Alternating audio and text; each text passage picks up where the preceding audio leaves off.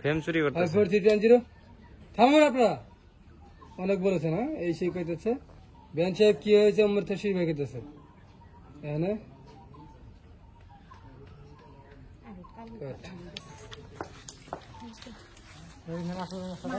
না না আসো সবাই আসো মাস্টার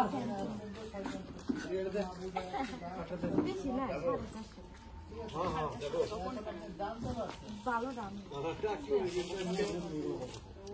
খাবার তো পারবো না, আমার কাছে থাকতে নেই, মানুষের হাতে দিলে